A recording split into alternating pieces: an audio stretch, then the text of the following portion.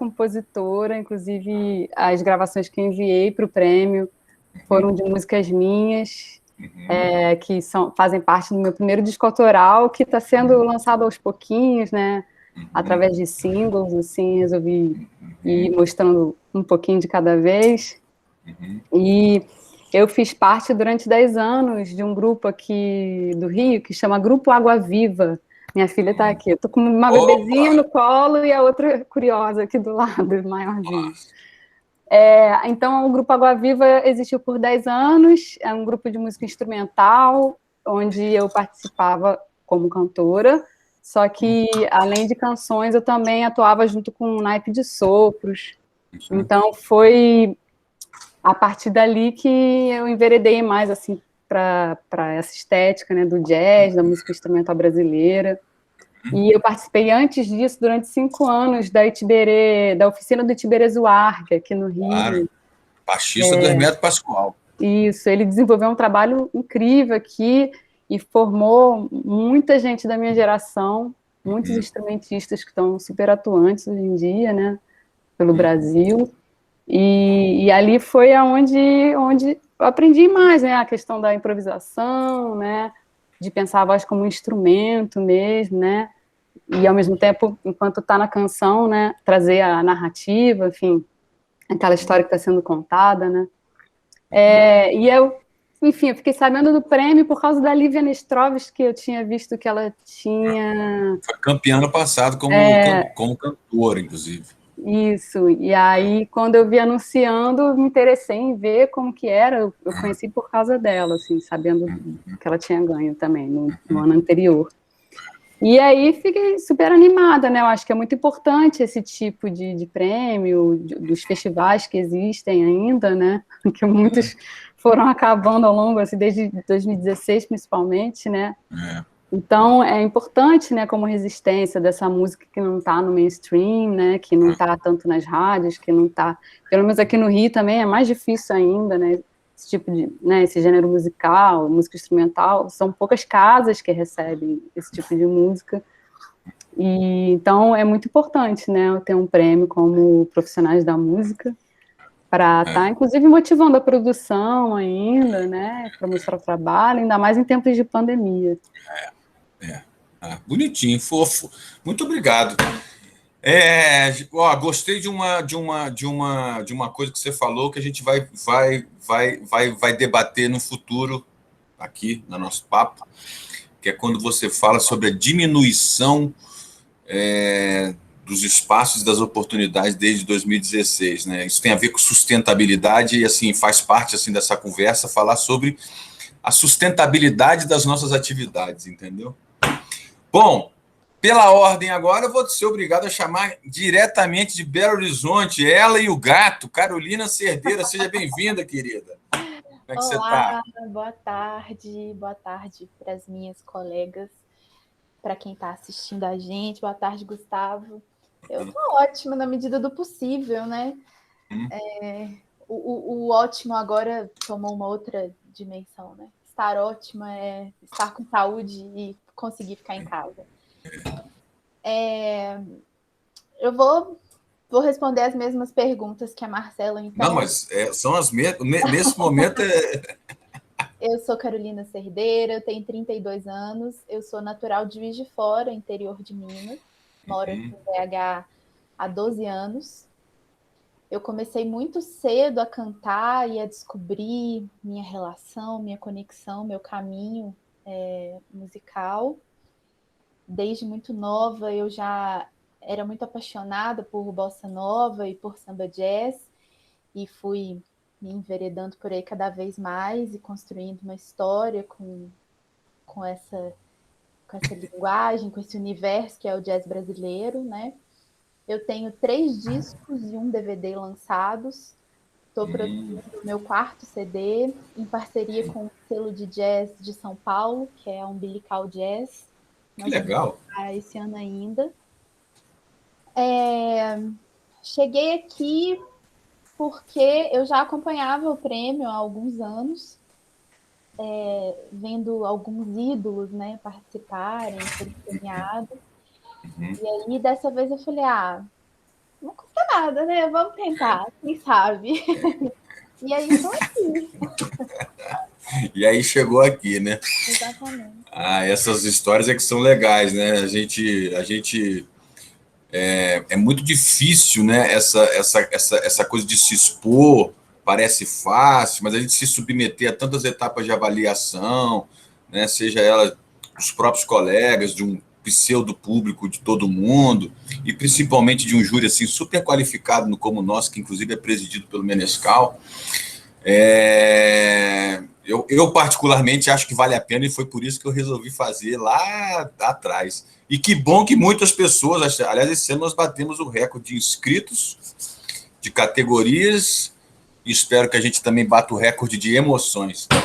Carolina, agora vamos conhecer a Flávia K, que está falando de São Paulo, se não me engano, né, Flávia? Olá, boa tarde a todos. Primeiramente, é um prazer fazer esse bate-papo, inclusive conversar com mulheres, né? Com mulheres da música. Isso é um privilégio, assim. Eu moro em São Bernardo do Campo, é São Paulo, mas é OABC, né? São Bernardo. Nasci aqui, eu tenho 24 anos, eu sou cantora, compositora e pianista. Comecei a cantar profissionalmente com 12 anos, muito cedo. Mas isso não é permitido pela lei? Como é que você fazia? Fazia festinha, não sei o quê, sempre tem como. Foi possível, eu tô aqui. E tem um EP lançado de 2014, que é o Tudo Que Sou, de autorais. Lancei um disco inteiro autoral em 2019, que é o Janelas Imprevisíveis, que inclusive saiu no Japão no ano passado, em CD físico. E Legal. agora estou lançando um projeto novo, que é o Nítida, que é um projeto ao vivo, que eu estou exatamente nesse momento lançando as músicas. É um EP dividido em várias faixas, em vários singles. Sei. E é isso, o meu som, ele tem muito a influência do jazz, a minha forma de cantar tem total influência do jazz, improvisar e tudo mais, mas ele também é uma mistura do neo soul com a música brasileira e o R&B alternativo e muito da influência do jazz. É isso. Ufa. É um prazer. Agora vamos aqui para nossa penúltima ou última, caso a Isabela não possa, finalista aqui do nosso papo, senhora Anete Camargo, que também está falando de São Paulo, né, Anete? Também, olá, boa tarde a todos, boa tarde, meninas. Boa tarde, Gustavo. Muito bom, hein? Muito bom. Prazer estar aqui. Meu nome é Anete Camargo, tenho 43 anos, sou de São Bernardo também. Nasci em São Paulo, né, no hospital, mas sempre morei aqui, em São Bernardo do Campo. Vocês duas são de São Bernardo? Sim, eu tô sabendo agora que ela é de São Que Bernardo. é isso? Aliás, assim, só uma perguntinha, Anete. Vocês se conheciam ou nunca se viram? Não, tô conhecendo ela nesse momento. Olha, sinceramente, isso é uma das coisas que me faz muito feliz nesse prêmio. É reunir pessoas que sequer se conheciam pessoalmente ou profissionalmente. Vai lá, Anete, te interrompi. Não vou te interromper mais, vai lá. Imagina. E, assim, minha vida... Eu comecei a estudar música com 7 anos de idade, 6 anos e meio, 7 anos. Comecei com o piano. E, para mim, cantar sempre foi muito normal, né? Porque faz parte você cantar com a congregação da igreja. Então, para mim, sempre foi muito normal. Fazia parte... Não que eu pensasse em estudar canto, alguma coisa assim. Seu início foi na igreja, Anete, é isso? Sim. E aí comecei a estudar, sempre com o piano, e depois eu comecei a cantar na igreja mesmo, algumas músicas, e aí meu esposo me descobriu porque eu estava cantando, que hoje é meu esposo, antes eu comecei a estudar com ele na Fundação das Artes. Antes ele só era fã, né? E aí ele me incentivou a cantar. a gente começou a trabalhar em barezinhos mesmo. E depois eu prestei o Festival de Inverno de Campos do Jordão, e eu prestei para estudar voz. Eu estudei com a Jane Duboc, fiz o curso lá, e de lá então comecei a cantar. Então comecei a cantar assim com 17, 18 anos. Outra pessoa outra contraventora da lei, Anete Camargo, né? E aí fui cantando, assim, passei minha vida estudando, cantando, fazendo minhas coisas. E esse Profissionais da Música, quem me inscreveu foi o meu esposo, porque eu não sabia até então. Ele só me avisou.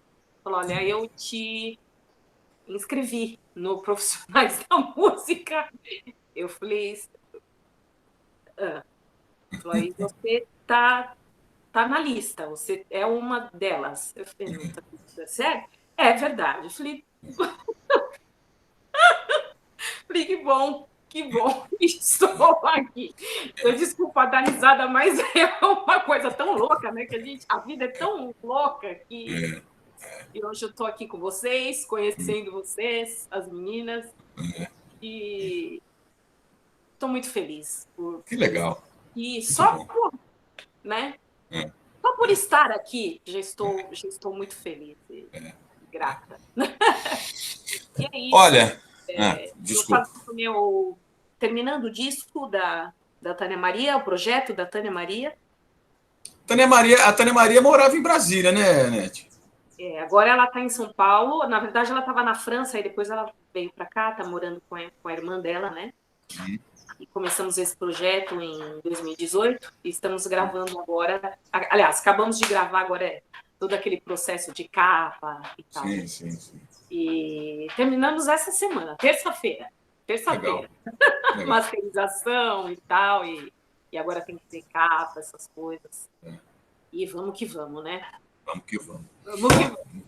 Bom, feitas as apresentações, até aproveito o fato da Nete, da Flávia estarem num processo assim de conclusão de produções, ou já em fase, mas só para fazer um pequeno merchan, que assim, a nossa companhia aqui, né? A GRV, que se coloca como uma boutique global de música, mídia e entretenimento, a gente é distribuidor digital. Desde 2003, a gente atua fortemente, de uma forma um pouco diferenciada. A gente é uma companhia musical que escuta os artistas, a gente tem 300 conosco. Então, se algum dia vocês tiverem interesse, inclusive a gente distribui muita gente da música instrumental de São Paulo, Dinei Bittencourt, Dino Verdade, umas outras pessoas aí. Mas, enfim, não é sobre isso que a gente vai falar agora. Vamos falar sobre vocês, por quê? Porque o barato desse encontro aqui, que inclusive é aberto a qualquer pessoa participar, é justamente a gente eternizar esse momento, né, de opiniões e percepções do que vocês estavam fazendo, do que nós estávamos fazendo, no ano de pandemia, né, e na véspera da realização do Prêmio Profissionais da Música. Eu gosto muito de fazer isso, porque eu acho que o prêmio ele tem essa horizontalidade, esse clima transparente, das pessoas se conhecerem, de tudo ser muito informado, e eu acho até que é um pouco inédito assim, as concorrentes estarem muito pacificamente aqui, conhecendo uma a outra, independente dos resultados que serão anunciados ali em junho, como eu falei. Mas, olha, nesse meio do caminho, tem, assim, questões comuns, né? E aí eu pergunto para vocês, justamente assim, essa caminhada enquanto vamos botar assim,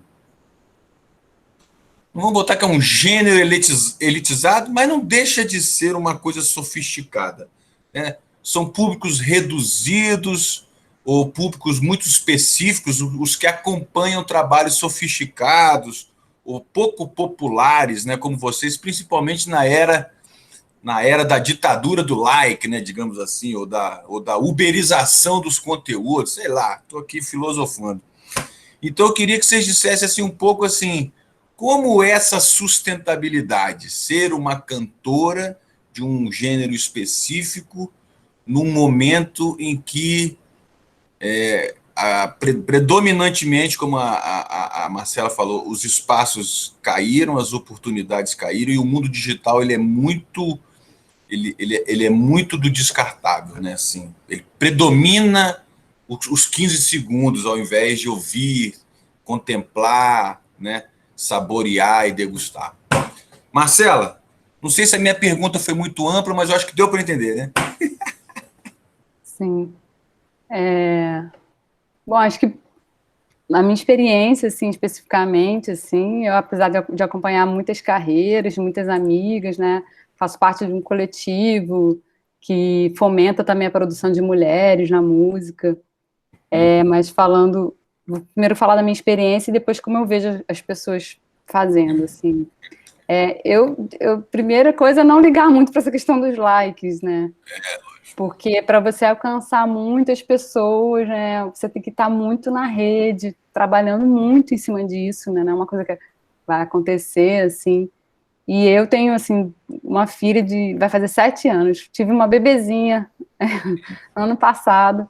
Então, realmente, eu não tenho tempo de ficar nessa produção louca, né? Que às vezes, assim, dá um pouco de angústia, assim, porque, infelizmente, os tempos são esses, né? E para quem quer, pelo menos agora, né, na pandemia, tá produzindo e fazendo, conseguindo financeiramente se sustentar através, o que eu acho difícil também, que as pessoas estejam realmente vivendo de tocar e de cantar através de lives e tal. Você tem que estar totalmente entregue a isso, né? A música, na verdade, fica lá longe, né? É um pedacinho, né, desse trabalho todo.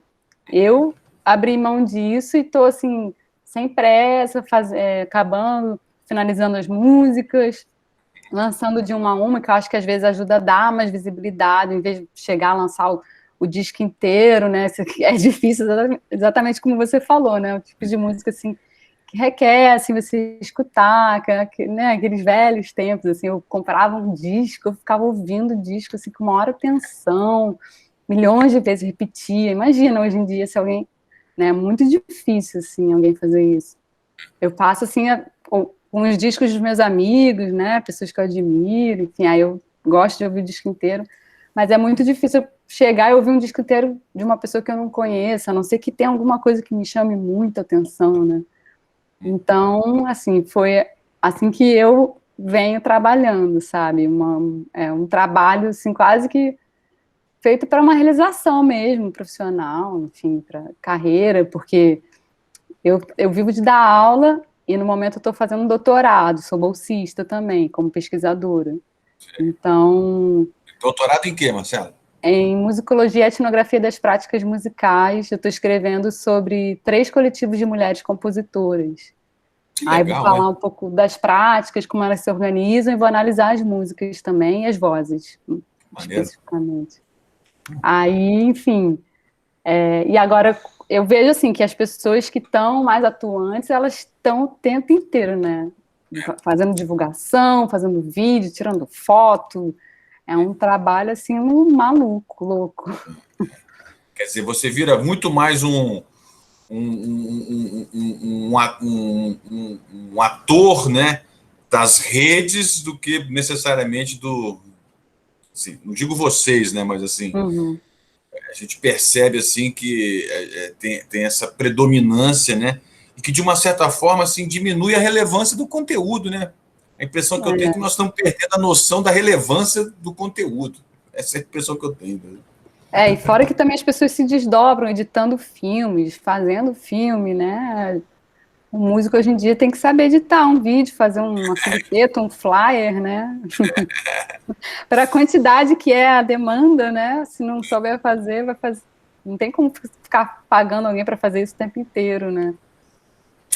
Carolina, sustentabilidade antes e durante a pandemia. Vamos lá. Qual é a sua percepção? Assim, eu tenho uma história um pouco diferente, talvez.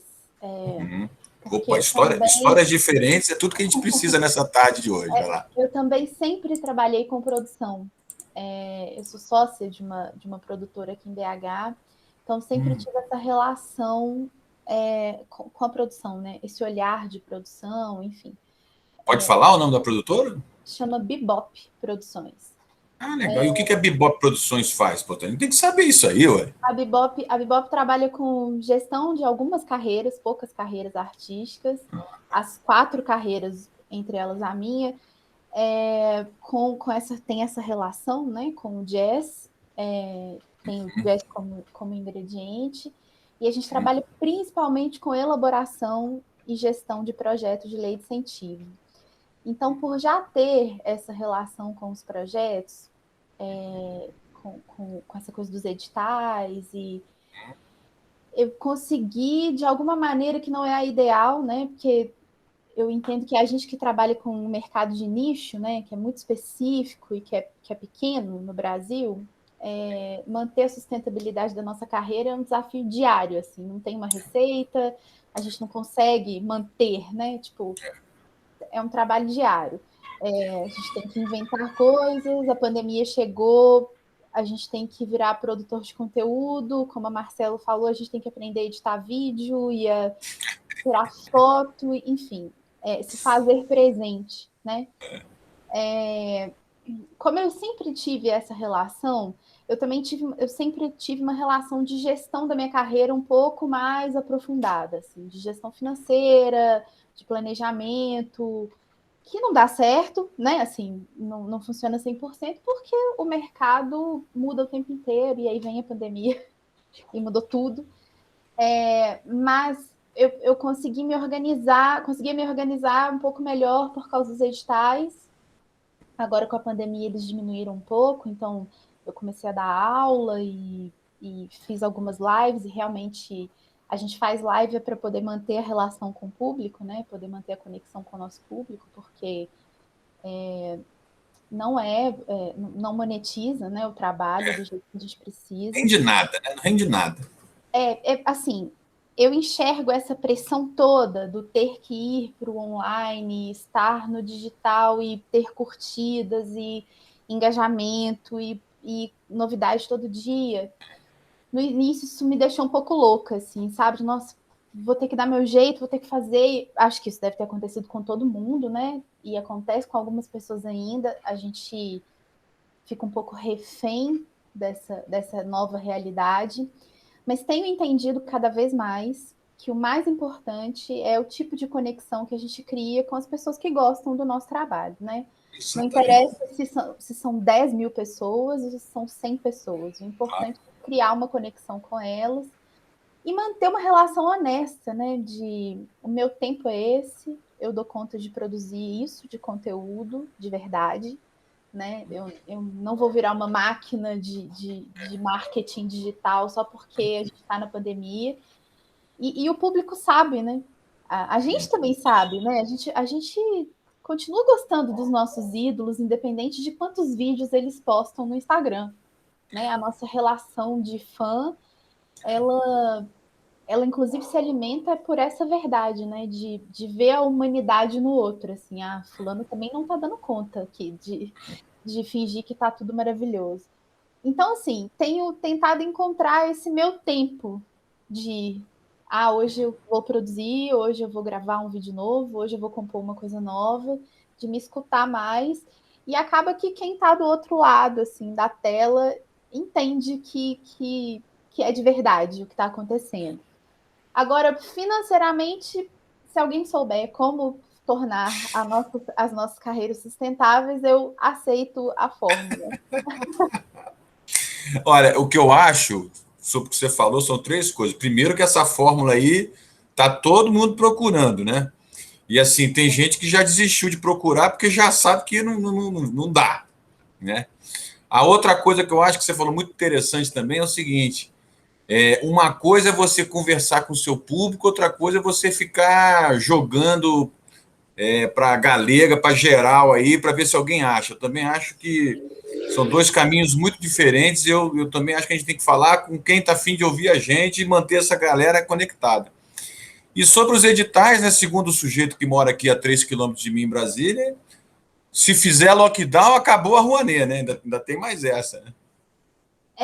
Assim, artista pequeno nunca viveu da Rouanet, né? Começa por aí, assim, a gente não vive da Rouanet, né? A cantora de jazz, então, menos ainda, porque a Rouanet, ela é legal para projetos de jazz, de música instrumental. Então, na verdade, ela um pouco atrapalha a nossa vida, assim, por favor, sem querer diminuir a importância dos projetos de música instrumental.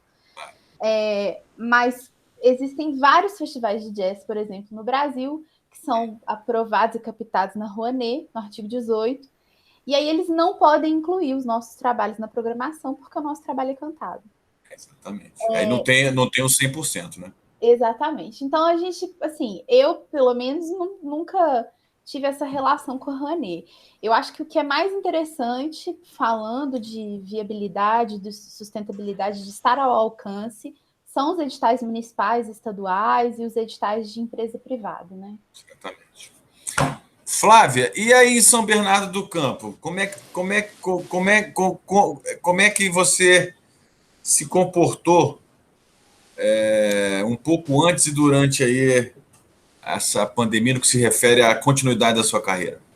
Então, quando entrou a pandemia, primeiro você dá aquela travada, né?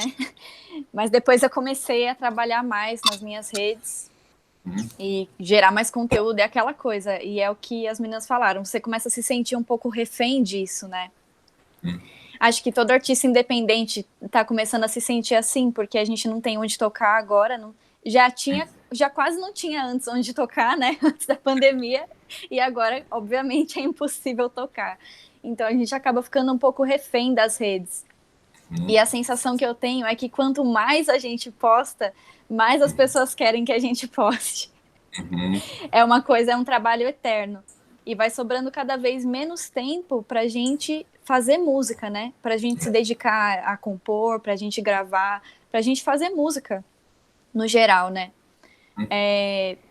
Financeiramente, eu trabalho em outras coisas dentro da música. Eu faço direção vocal, eu faço gravação de backing vocal para outras pessoas, além do meu trabalho como artista, Flávia K, né?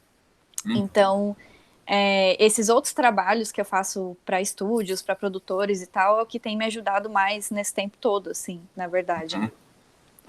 Mas... Oi? Não, eu ia te perguntar, tem rolado trabalho assim, nesse período assim, disso que você está se propondo a fazer? Tem rolado? Olha, eu fiz muita coisa durante o ano de 2020, fiz muita gravação mesmo, conheci pessoas novas, fiz direção vocal para outros artistas gravando, né, e tal. Eu também faço edição de voz, afino voz, né, no computador para outros artistas, então rolou bastante. Tem muita gente fazendo muita coisa mesmo, assim. Acho que até porque o pessoal ficou meio parado, assim, a pessoa, acho que vou gravar uma música, e vai rolando, assim. Não, inegavelmente, com a pandemia, todos nós estudamos mais, observamos mais, refletimos muito mais, nos conectamos mais, inclusive, né? Porque Sim. senão a gente pira, né? Com certeza. Inclusive, conheci muita gente nesse tempo.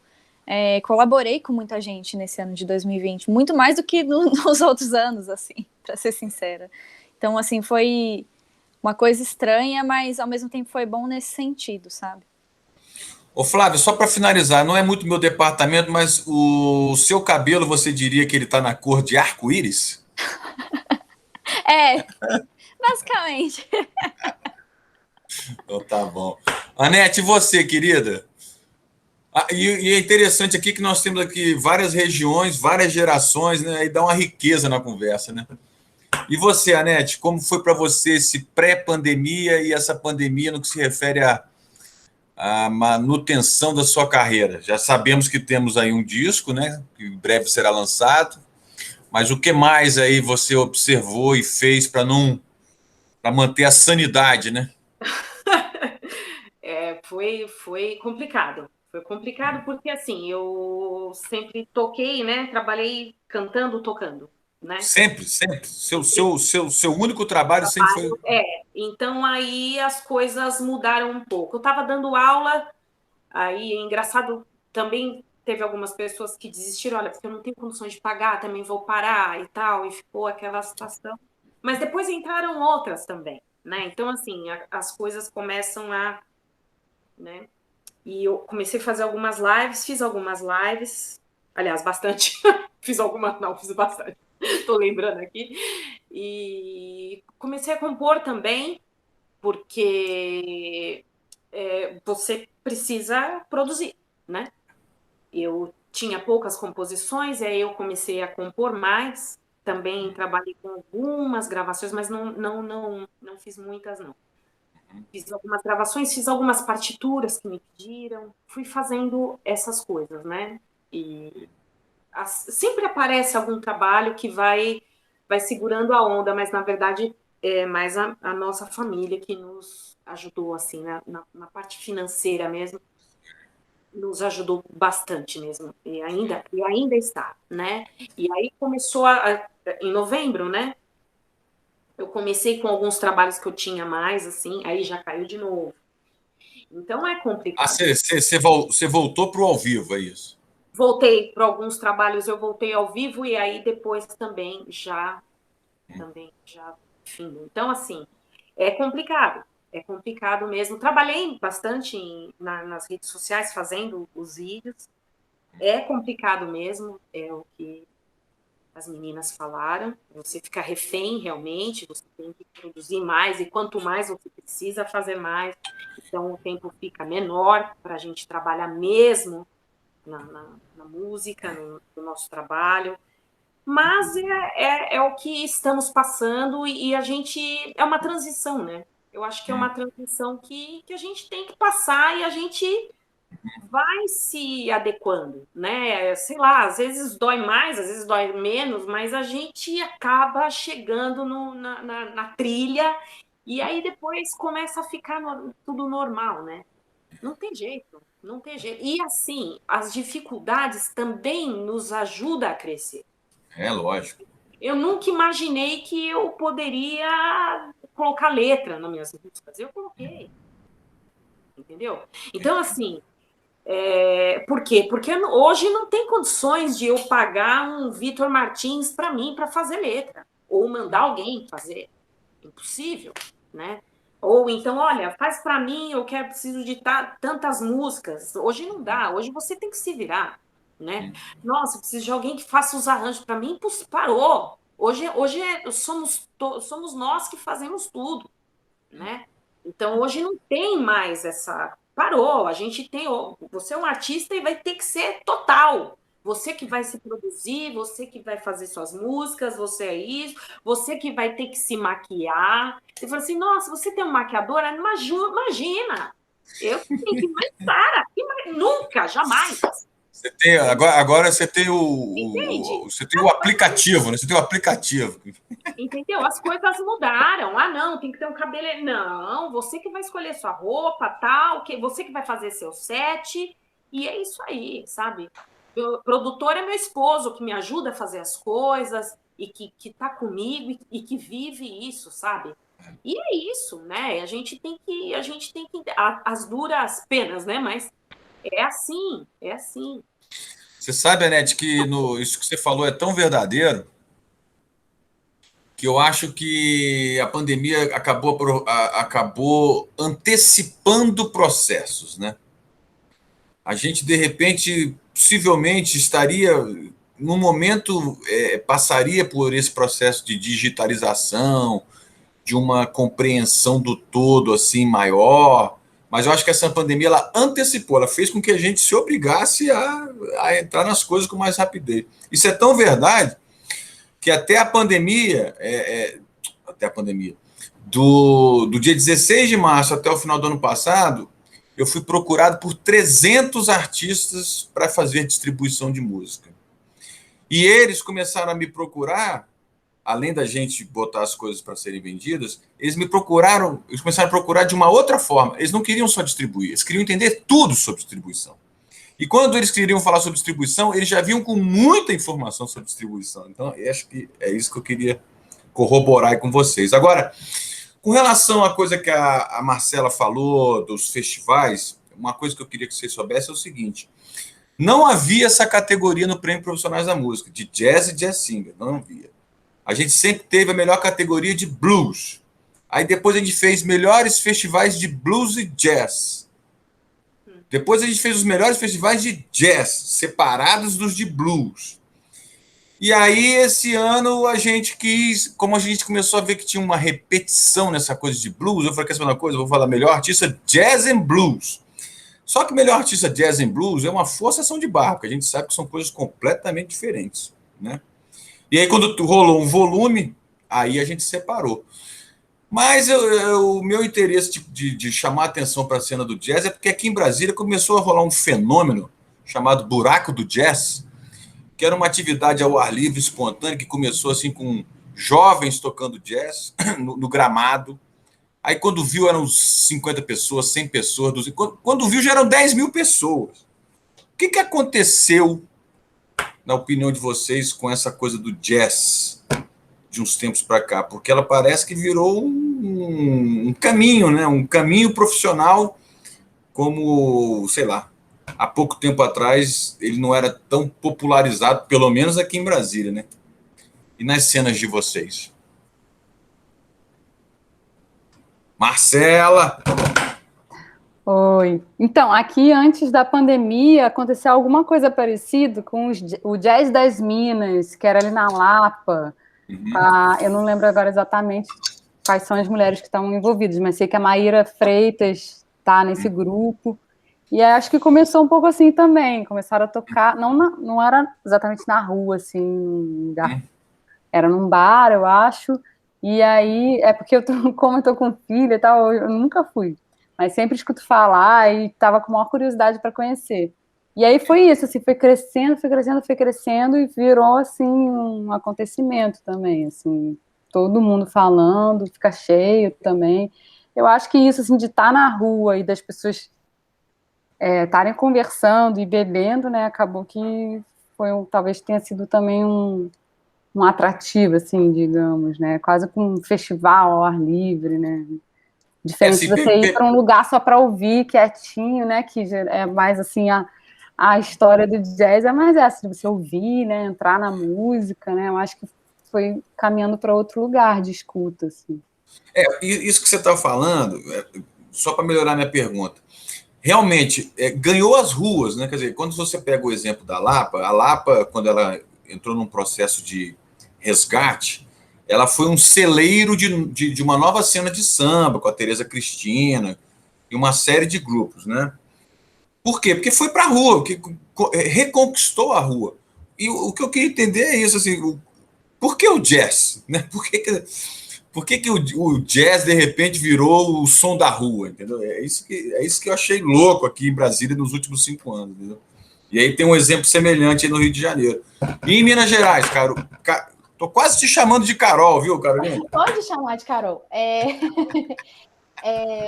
Então, eu acho que tem algumas coisas que influenciaram. Assim, Minas Gerais é a capital do jazz, né? A gente é conhecido como a capital do jazz no Brasil. Assim, a gente tem uma relação com o jazz e com a música instrumental que é mais antiga, mais umbilical, né? Umbilical, assim. A gente, assim, eu acho, é um achismo mesmo, que o jazz ele começou a entrar nesse processo de deixar de ser elitizado e começar a ficar mais popular, especialmente por causa da Lei Rouanet. O artigo 18, que coloca a música instrumental e os projetos de música instrumental nesse lugar de isenção total, né, de imposto para captação, ele acaba forçando o aumento de números de projetos de música instrumental, de jazz, né, que tem essa pegada. Como isso aumenta também o acesso, assim, são mais pessoas assistindo, são muitos projetos com entrada gratuita, e aí você passa a oferecer isso para pessoas que não são só de classe A e B, né? Se é entrada gratuita, se é no parque, se é na praça, se é para todo mundo, acaba que todo mundo, claro que em proporções menores, a gente sabe que ainda a gente ainda está na transição, né?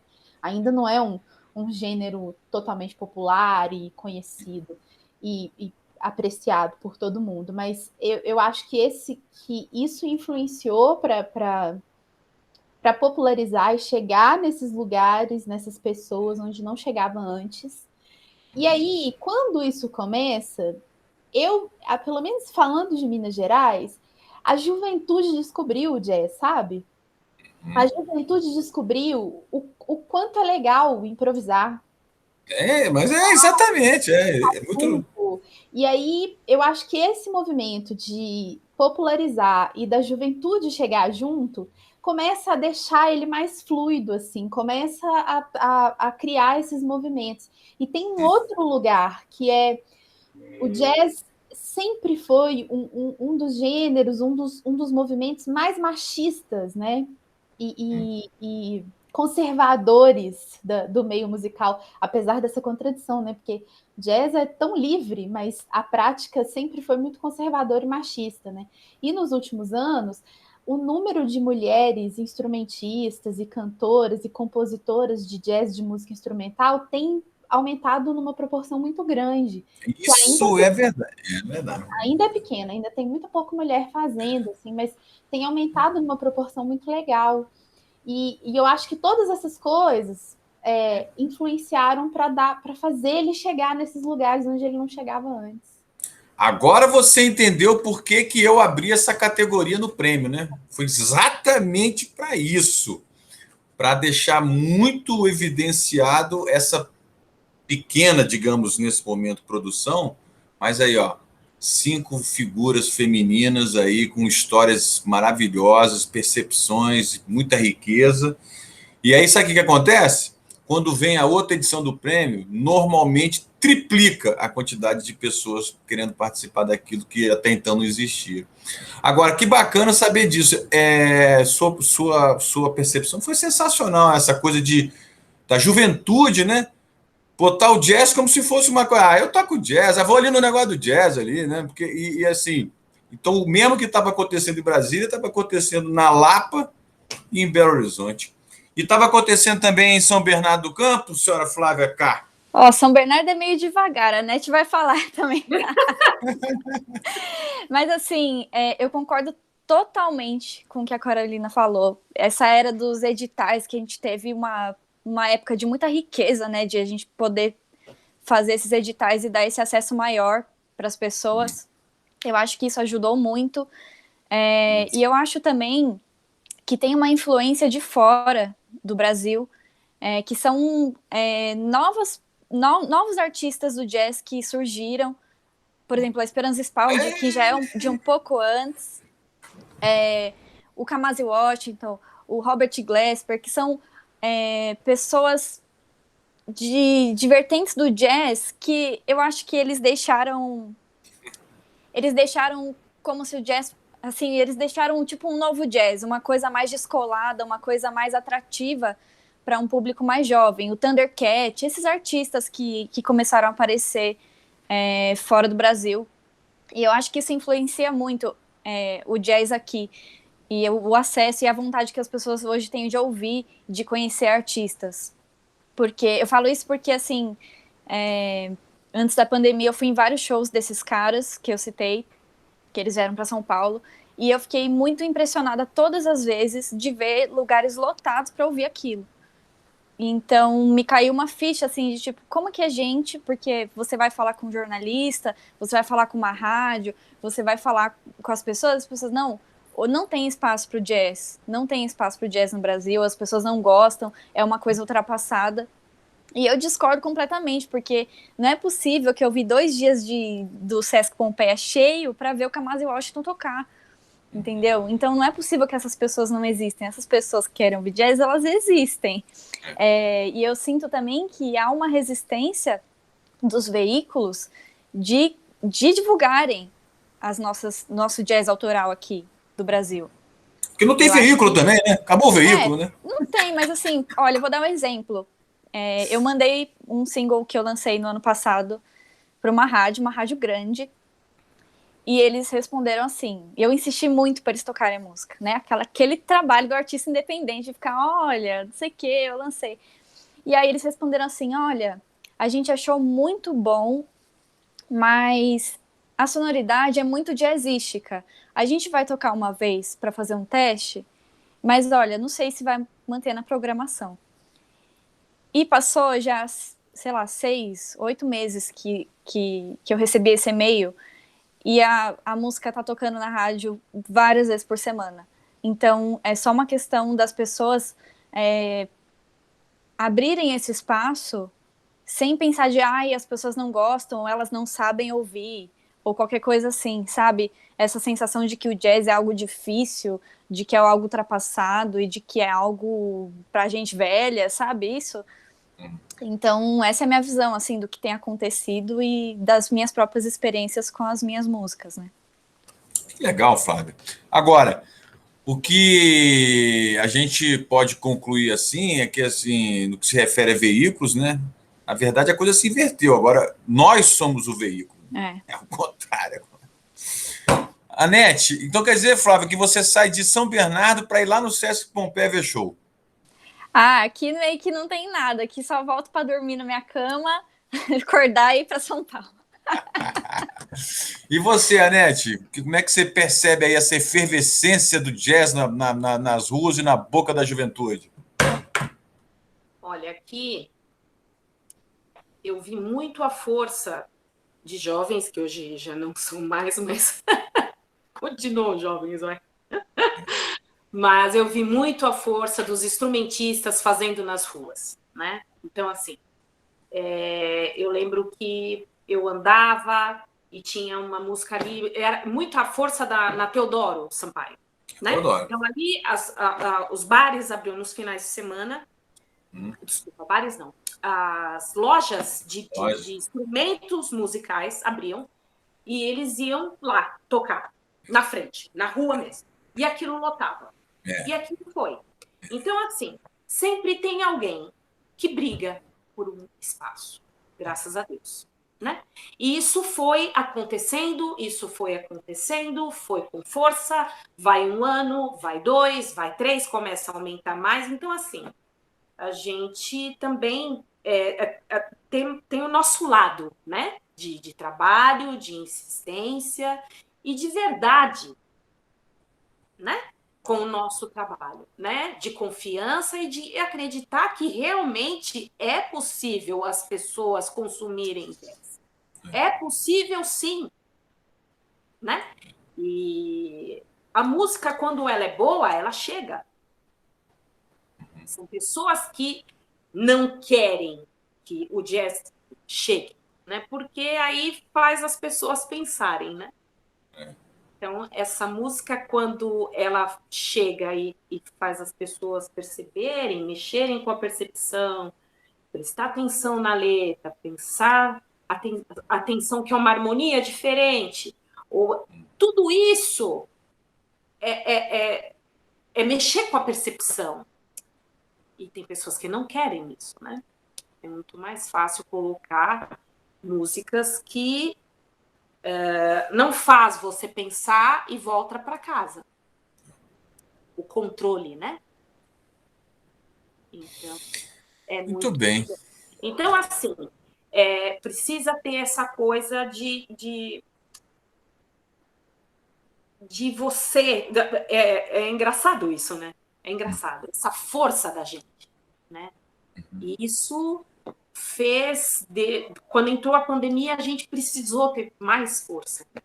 Né? E os músicos não pararam. Isso que foi mais lindo ainda. Os músicos não pararam.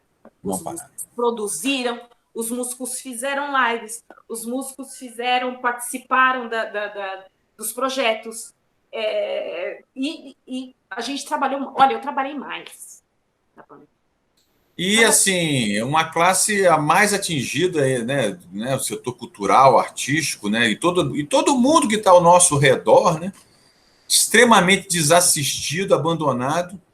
E é isso que você falou, foram os que mais trabalharam, sim, né, por alguma... Né?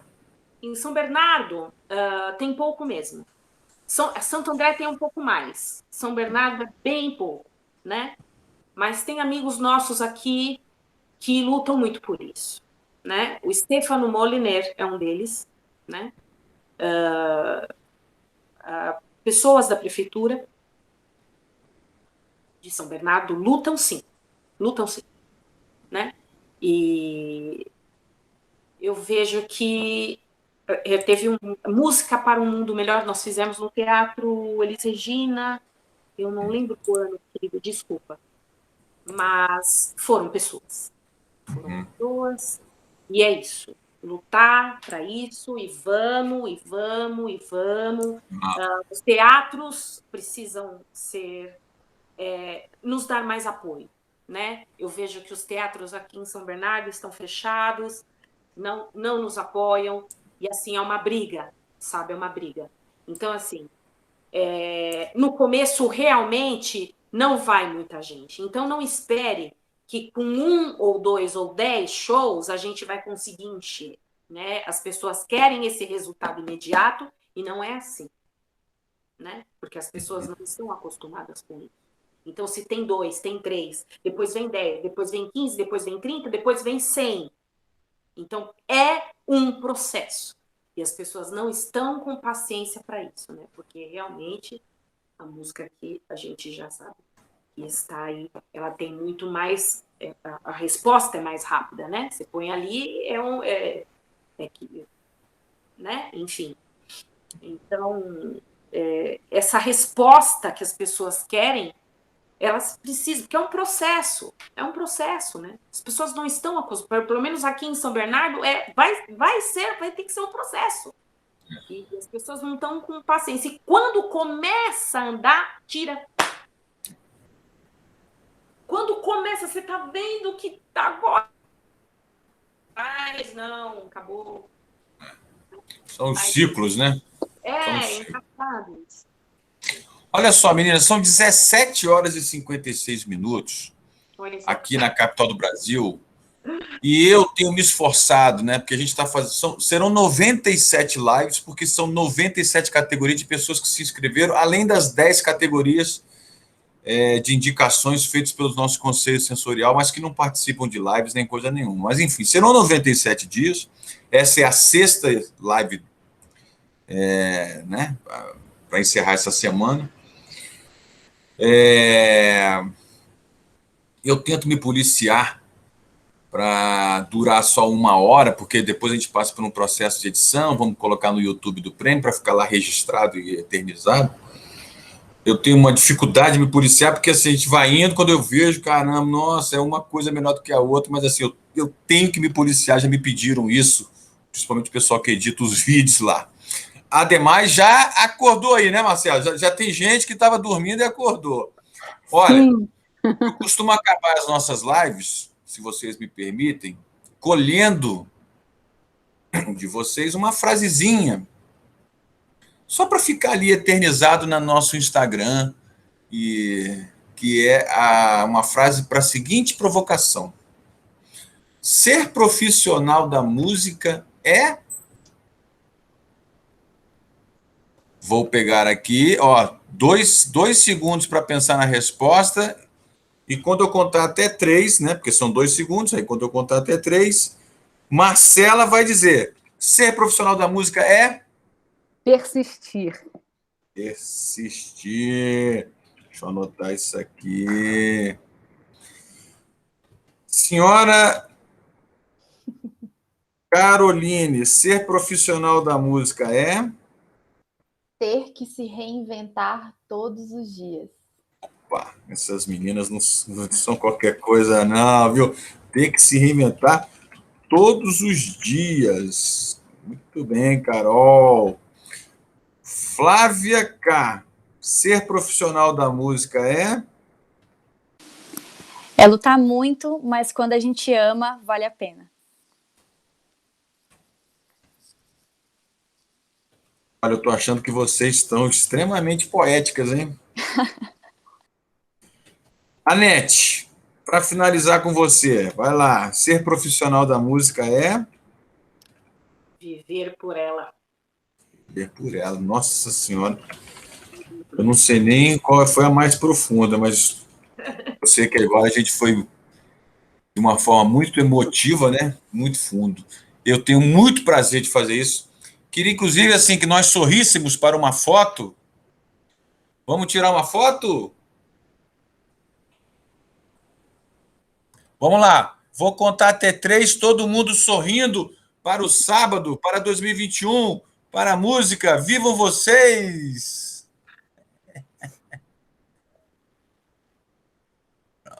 Pronto. Gente, olha, primeira coisa, não sabia que vocês não se conheciam. Agora já se conhecem. Segunda coisa, espero que vocês se ouçam, se compartilhem, se conheçam melhor a partir do prêmio para outros lugares. Terceira coisa, estamos, pelo menos no Prêmio Profissionais da Música, iniciando uma trajetória graças à presença de vocês, então eu agradeço por demais, não só pelo simples fato da inscrição espontânea ou sem querer, como no caso da NET, mas pela riqueza que vocês trouxeram para a gente. Viu? Vivam vocês, vivam as profissionais da música. Obrigada. Sejam muito felizes, meninas. Obrigada. Muito obrigada. Olha só, antes da gente ir embora, eu só queria falar que eu ouvi todas as meninas aqui e eu tô muito apaixonada com o trabalho de todo mundo mesmo. Fiquei super orgulhosa, assim, tipo, muito feliz de estar aqui, finalista do lado de vocês mesmo, assim, encheu meu coração, de verdade. Que fofo. Não poderíamos acabar melhor, né? Essa live de hoje. Olha, palmas para vocês. Certamente nos veremos em breve e que Deus abençoe as vozes das finalistas da categoria Jazz Singer da 6ª edição do Prêmio Profissionais da Música. Tchau, gente. Bom final de semana, hein? Tchau, obrigada. Tchau, muito obrigada. Tchau. Tchau.